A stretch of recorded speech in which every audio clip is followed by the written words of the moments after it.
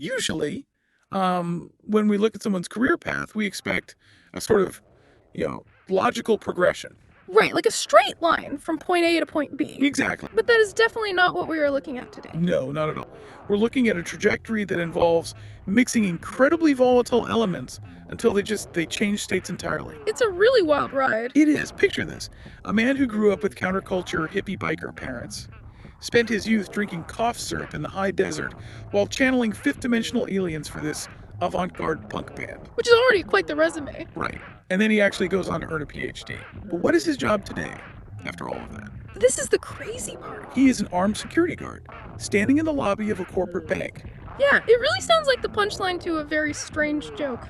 Or, perhaps the absolute definition of a modern paradox. It does. On the surface, it makes zero logical sense. None. Which is exactly why we're diving into a truly wild stack of sources today to make sense of it.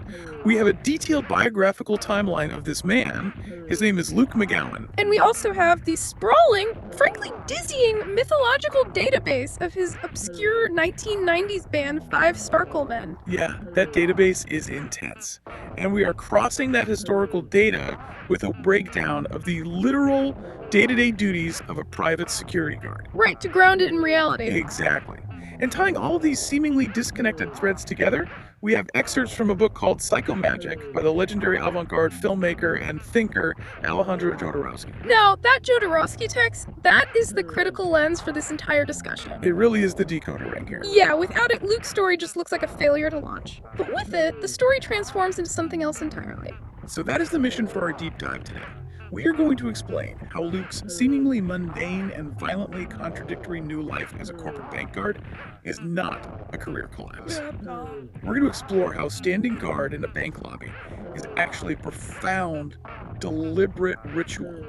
It's a real-world, living execution of psychomagic. It's fascinating. But to even begin to understand how a polyester uniform and a 9mm handgun constitute a healing ritual, we need to understand that decoder ring. Break down the Jodorowsky source for us. What in the world is psychomagic? Well, to grasp psychomagic, we really have to completely discard our reliance on logic. Okay, throwing logic out, got it. Yeah.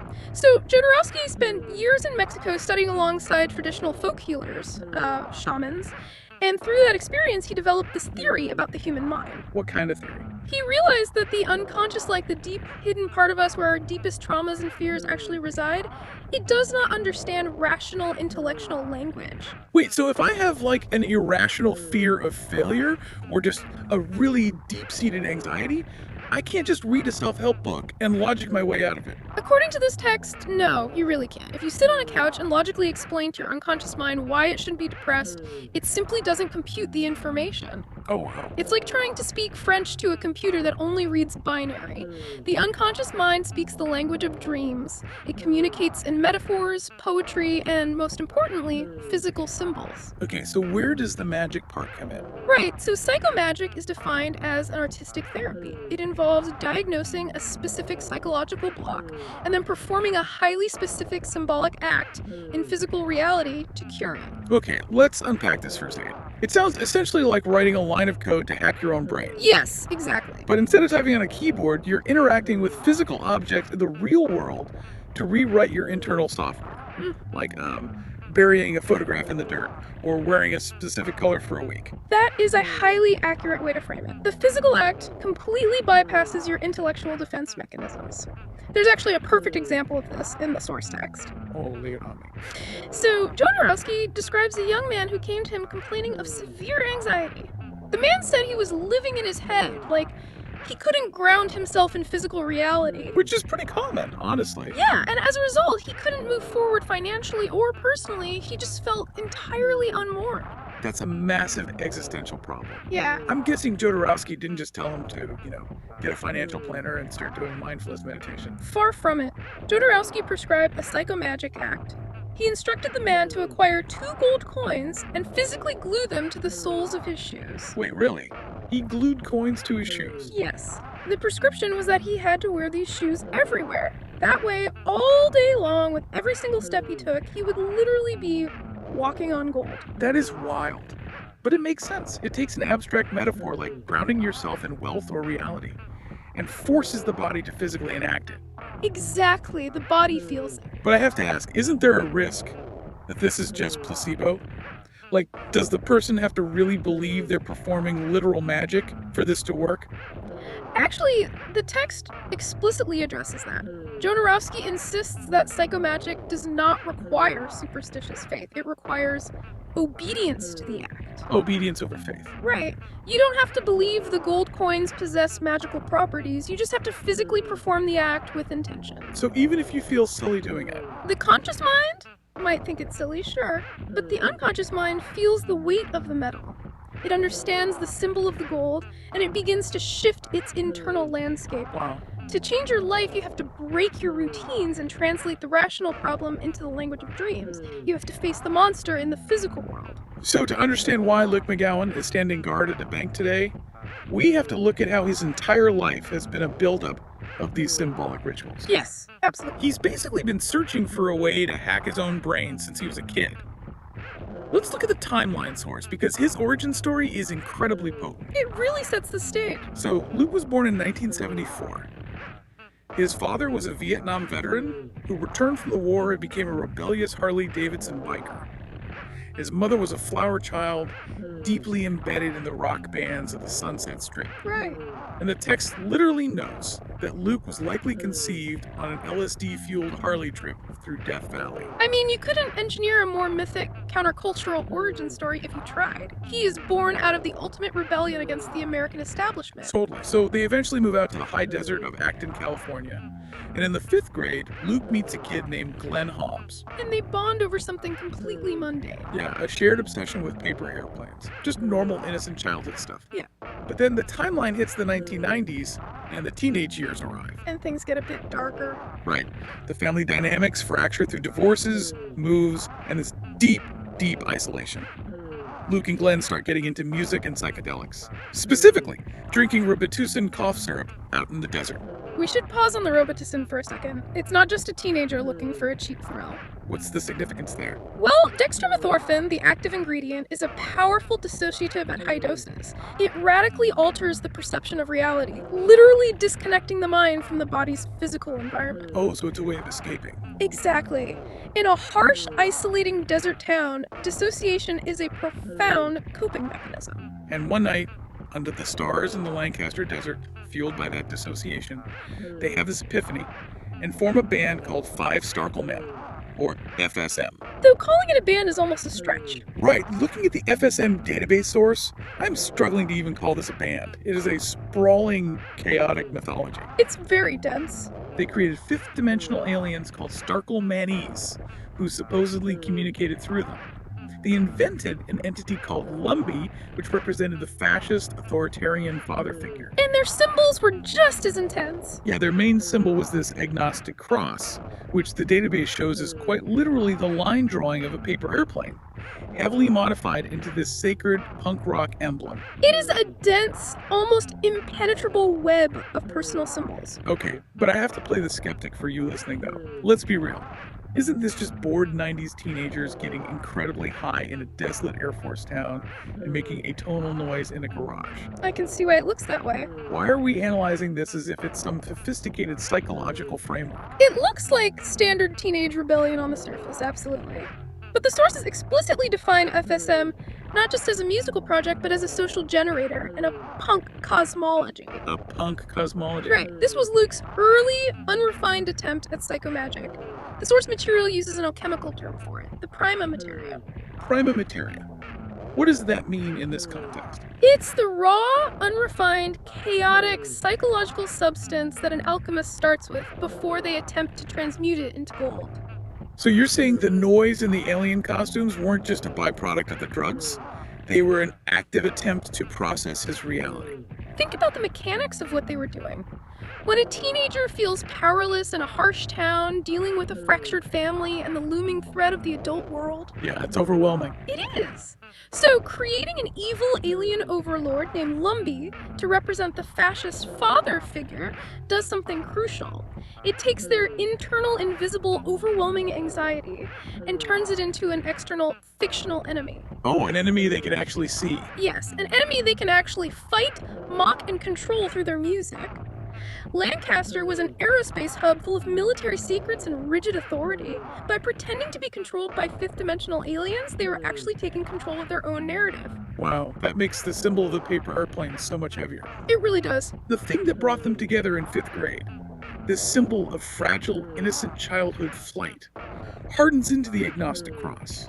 They weaponize their childhood innocence into a protective talisman against the adult world.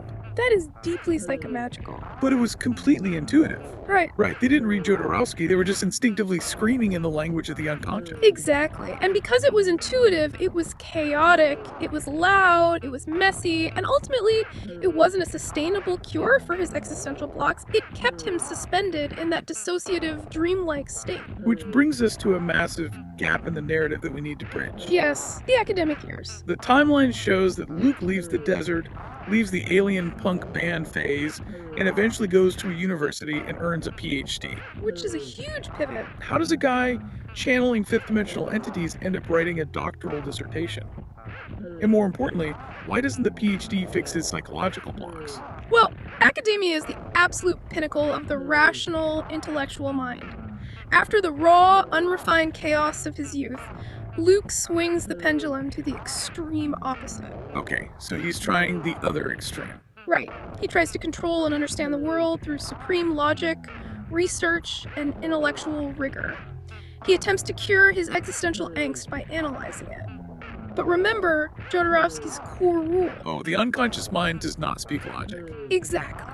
So earning the PhD is exactly like sitting on the therapist's couch trying to talk your way out of anxiety. Yes, it doesn't reach the unconscious. It might look impressive on paper, but it doesn't translate to the deep symbolic part of the brain. The intellect leaves you stranded in your head, just like that young man who needed the gold coins. Precisely. The intellectual achievement doesn't satisfy the psychological need for physical grounding. The chaotic punk rock was too unrefined, and the academic PhD was too detached from physical reality. So what did he need? He needed a physical ritual. He needed to embody a symbol in the real world. Which leads us to the climax of the story, and the ultimate paradox. Today, this highly educated man, raised by counterculture bikers, who spent his youth deconstructing authority. He was wearing a uniform. Right, he's wearing a rigid polyester uniform, carrying a loaded firearm, and standing guard in the lobby of a corporate bank. Let's pull from the source on security guards to really ground what this job entails. It's vital to understand the everyday reality of this role. The text defines their primary function with 4 words: detect, deter, observe, and report. Very straightforward. Yeah, they are hired to maintain a high visibility presence. They wear uniforms specifically designed to represent lawful authority.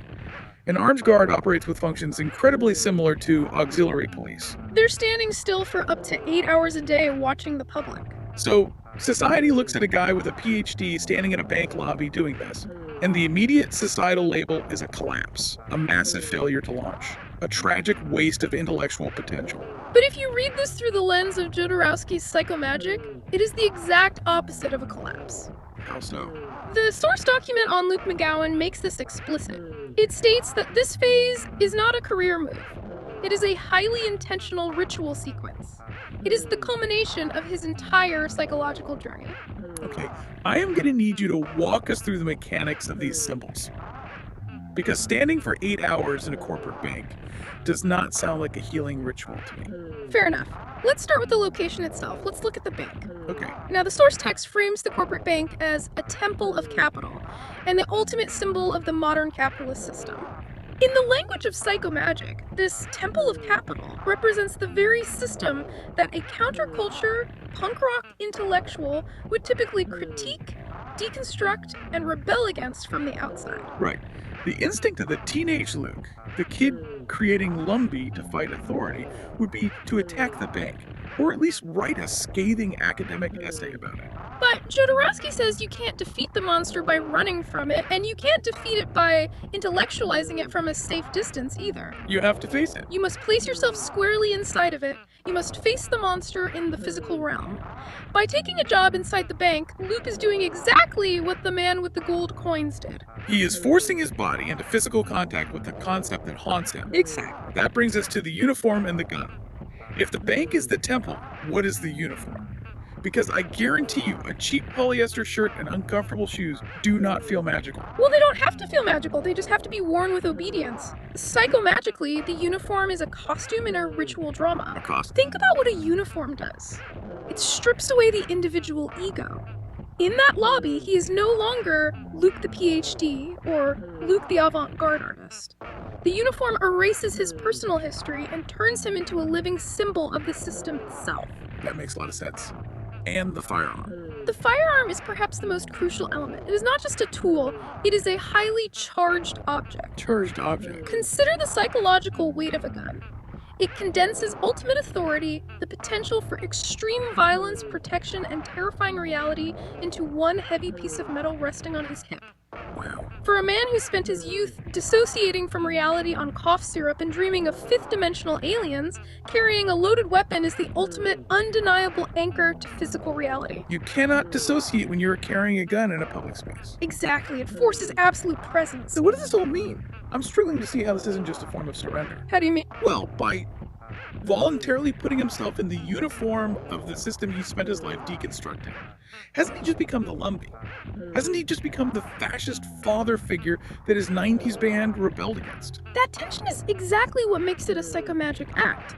He isn't surrendering. He is embodying the paradox. Embodying it! For his entire life, he fought a war of duality.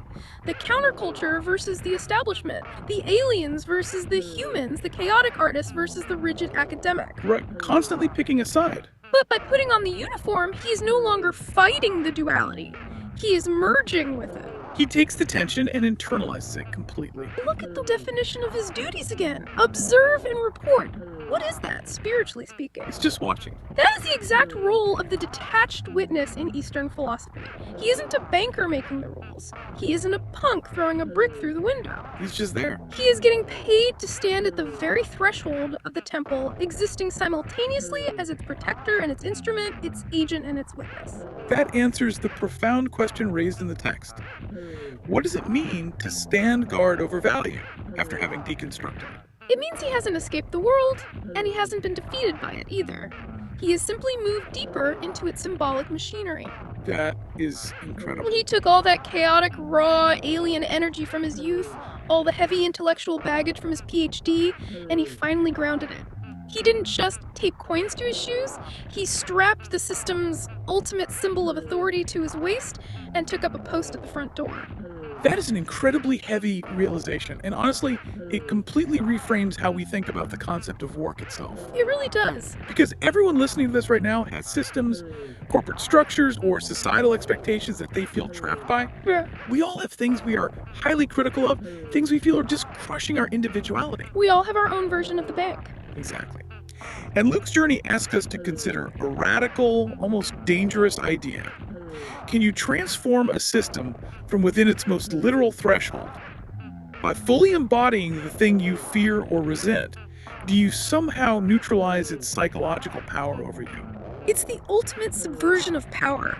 By perfectly playing the role of the guard, by executing the physical obedience of the job, he is completely, untouchably free within his own mind. The job isn't the tragic end of his story. It is simply his latest, most refined ritual. Exactly. It is an unbelievable arc. We've tracked a journey from a kid throwing paper airplanes in the desert to a teenager trying to channel aliens to escape a harsh reality to an academic trying to logic his way out of existential dread. All building up to this. Right. And it all culminates in a highly educated man standing as a holy mountain security guard, performing a living, breathing act of psychomagic right in the middle of a corporate lobby.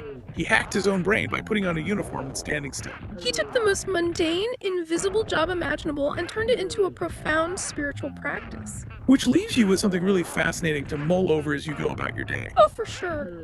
If Luke McGowan's polyester uniform and his post in that bank lobby are actually a highly intentional transformative ritual, what if the daily routine or the commute or the job that you find most mundane or soul-crushing right now is actually a psychomagic act your own unconscious placed you in? That's a big question. What if you are already standing squarely inside your own ritual, just waiting for the exact moment you realize you have the power to rewrite its meaning?